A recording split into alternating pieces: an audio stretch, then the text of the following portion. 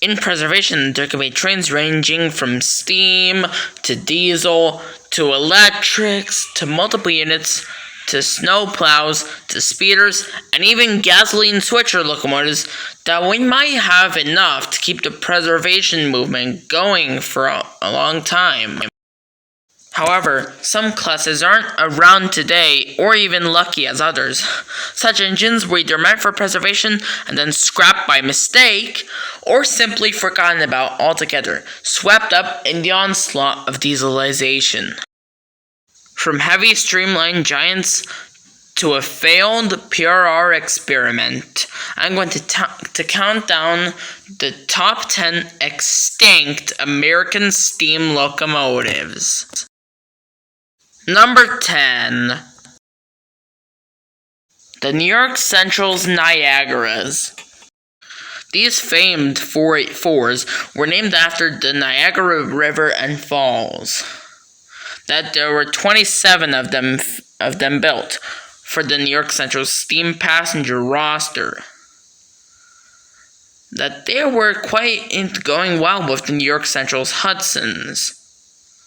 As good as these engines were, however, they weren't to last. Due to the New York Central being hell-bent on diesel supremacy by the early 1950s, and so, sadly, the New York Central's Niagaras were no more. All of them were scrapped. Number 9. The Pennsylvania Railroad Q1 4644. The Pennsylvania Railroad Class Q1 number 6130 was a single experimental steam engine designed for dual service. The locomotive entered service in 1942 and retired in 1949 after accumulating a relatively low 165,000 service miles. The Q1 had a 4644 wheel arrangement consisting of a 4-wheel leading truck, 2 sets of driving wheels, and the first group of 6 driving wheels was powered by a pair of conventional front-mounted cylinders, while the rear 4 of conventional wheels had their cylinders mounted behind them on either side of the firebox. It was in service until it was withdrawn in 1949 and was scrapped in 1952.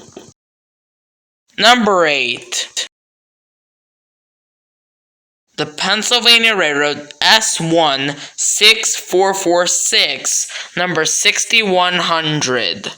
This unique locomotive was built by the Pennsylvania Railroad's Juniata shops in 1939, and the elegant streamlining was dreamed up by famed industrial designer Raymond Loewy. The S1 had a strange wheel arrangement of a 6446 wheel arrangement with an 84-inch diameter driving wheels and an astonishing length of over 146 feet. It's no wonder that it was nicknamed the Big Engine. After being displayed at the 1939 New York World's Fair, where it was built in time for, the S1 was used on the PRR's main line between Chicago, Illinois and Crestline, Ohio, pulling deluxe passenger trains. Unfortunately, like most of PRR's later duplex locomotive designs, the S1 was susceptible to wheel slip, as half of its overall weight was on the driving wheels, with the pilot and trailing trucks bearing the rest of it. Plus, its large size limited its route availability. Thus, the reason why it only ran between Chicago and Crestline. After only 7 years in service, the S1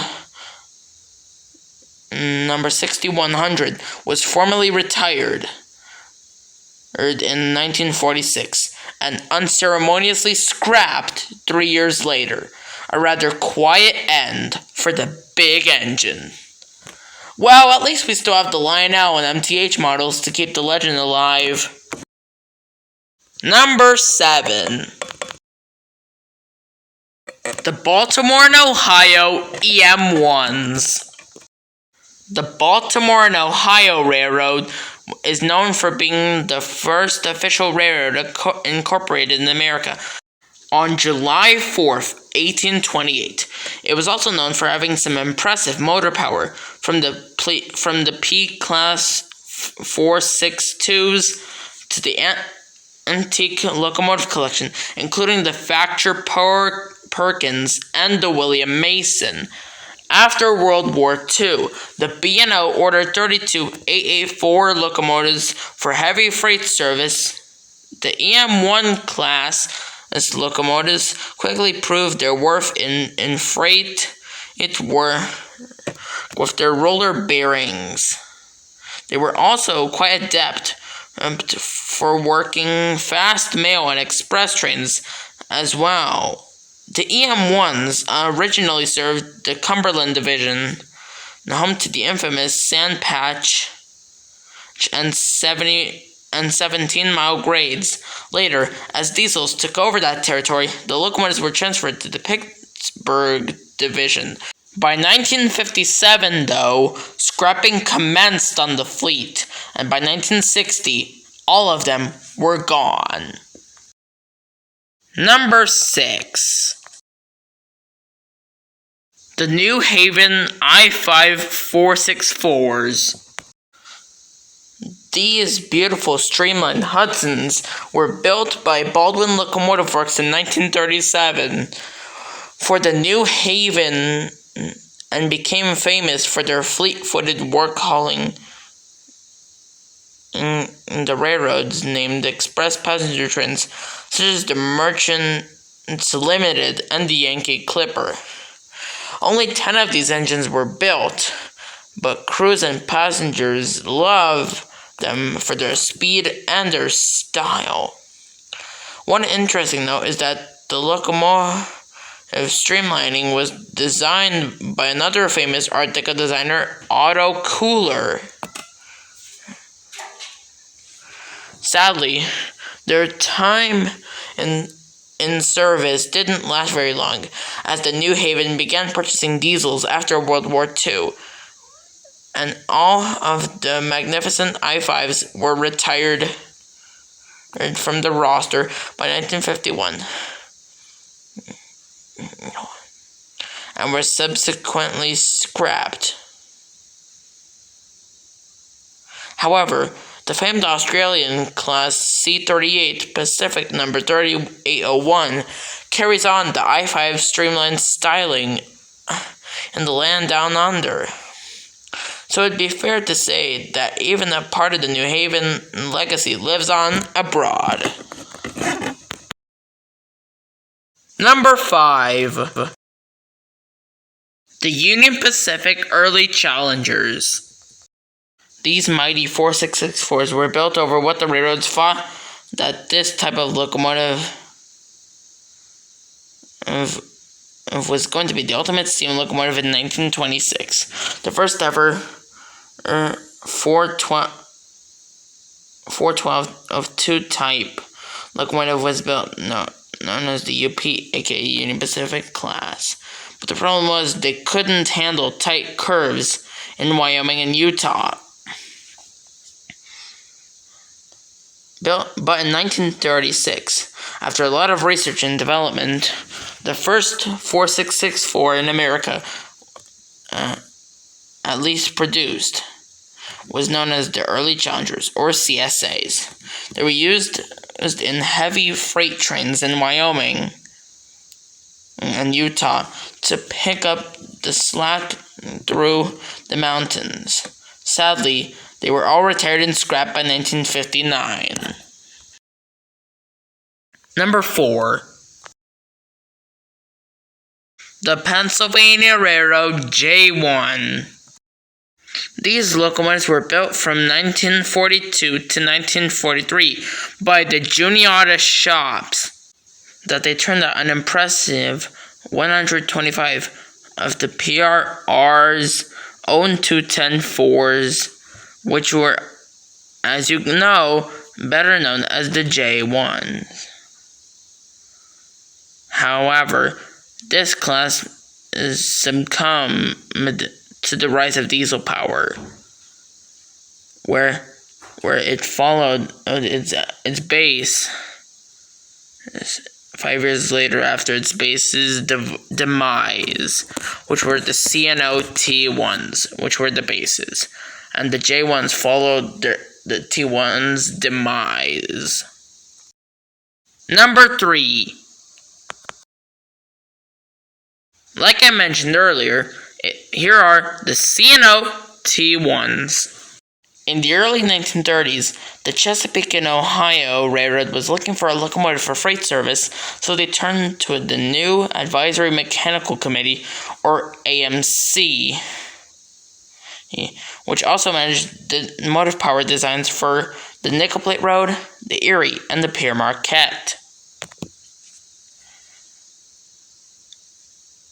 The CNO tested the Erie's 284 Berkshires and decided they wanted an additional pair of driving wheels for their engine, creating a 210-4.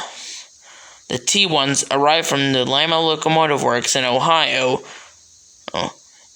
and the class numbered 40 in all service, as they were used for heavy coal drags between Russell, Kentucky and Toledo, Ohio, as well as in Virginia.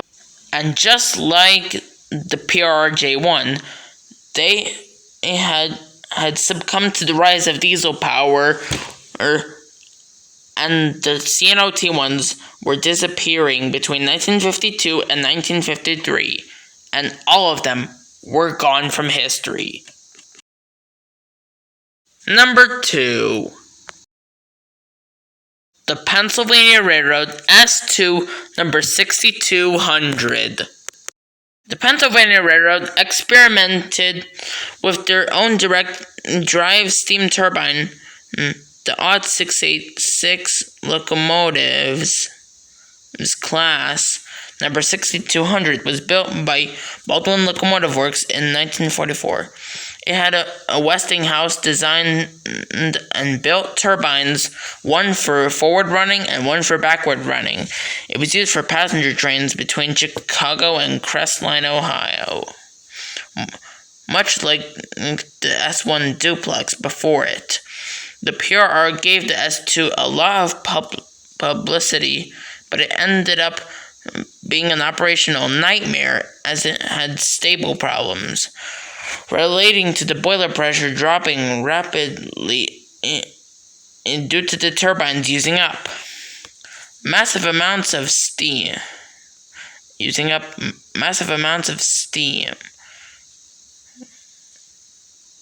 After only 2 years in service, 6200 was removed from service and stored in Crestline until 1952, when it was moved to Conway, Pennsylvania, and then was sadly scrapped and cut up.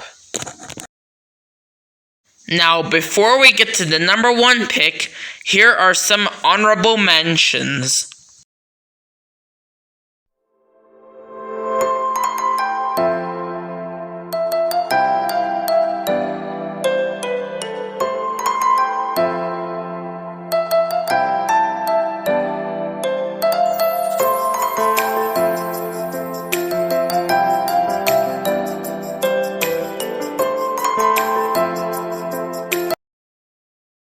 And now, the number 1 pick is the New York Central Hudson.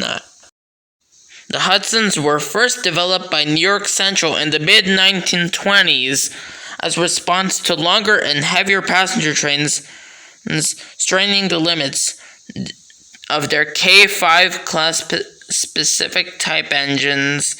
The first Hudson rolled out of the Alco Schenectady works in 1927, and from that point on, from that point onward, they just kept rolling out of the factory until 1938, when the last ones were completed. All told, a staggering 275 J-class Hudsons were built for the water level route. The locomotives proved their worth, keeping to time with the railroad's top express passenger assignments, such as the 20th Century Limited and the Empire State Express. Some engines were later streamlined to match their stylish trains, which ran from New York State to Chicago. However, just like the New York Central's Hudsons mentioned in number 10 on the list,